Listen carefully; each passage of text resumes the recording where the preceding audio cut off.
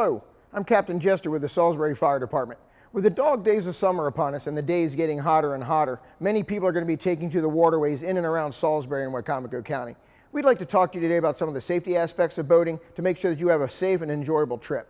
First things first, let's go check the weather forecast. Our weather forecast for our boating expedition today is looking pretty good. Radar is looking pretty clear as well. One thing to keep in mind, just because the weather forecast shows that it's going to be a good day does not necessarily mean that the weather cannot change. Don't be afraid to get off of the water if you see some storm clouds starting to appear or if there's a sudden shift in the wind direction or the speed of the wind. Let's take a stroll down to the boat and we'll check our safety equipment. When it comes to the safety devices for your trip out onto the water, a couple of things that you have to have according to the United States Coast Guard, and then some other things that are a good idea to have. Number one is your personal flotation device. There must be one single device for every person that's on board the vessel.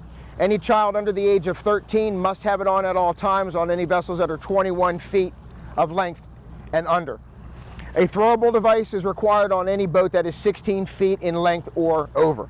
We also request you to have a first aid kit just in case something would happen on the water and you can't get to medical personnel right away.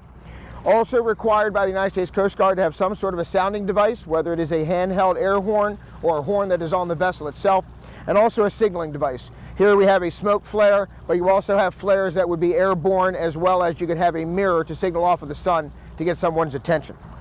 Other thing that's required is a fire extinguisher.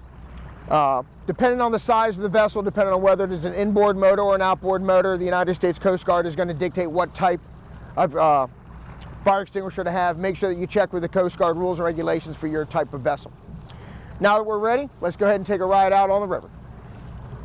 The waterways in and around Salisbury and Wicomico County are marked with navigational aids. Make sure that you know what these buoys mean and what the individual signs will indicate while you're on the waterways. One thing to keep in mind specifically to us here in Salisbury on the Wicomico River is that we have a ferry that runs across the upper ferry. You want to be careful of that while it is navigating across the river, as well as the cable is up and not on the bottom of the river. Additionally, we run an enormous amount of fuel up and down the river every day, as well as stone barges. Just be cognizant of the fact that a smaller boat is able to stop relatively quickly and turn relatively sharply, whereas larger vessels, as well as these tugboats and barges, will not be able to stop as fast and certainly will not be able to turn. Another thing to keep in mind regarding the navigational buoys is some of them are illuminated at night and some of them are not. For the ones that are not illuminated, I suggest to have a spotlight on your boat if you plan on being out after dusk. Therefore, you're able to spotlight the buoy. It does have reflective markings that you'll be able to see where the channel is and stay safely within its boundaries. We've checked the weather forecast. Things are looking good. We've also checked the safety devices on the boat. Things are looking good there as well. We'd like to talk about the rules and regulations regarding operators of the vessels. If you were born on or after July the 1st of 1972, all operators of vessels, including personal watercraft, are required to have a small boater's course. The only exception to this rule is if you are under direct adult supervision. And then the onus falls upon the adult regarding their age, their experience, whether they have a small boater's course or not, and the size of the vessel. So please check your Maryland rules and regulations in reference to that. One last thing before we get underway. If you've had any alcohol to drink or plan on drinking during the day, please make sure that you have a sober skipper to make sure that you enjoy your day on the river, as well as get back to port safe and sound.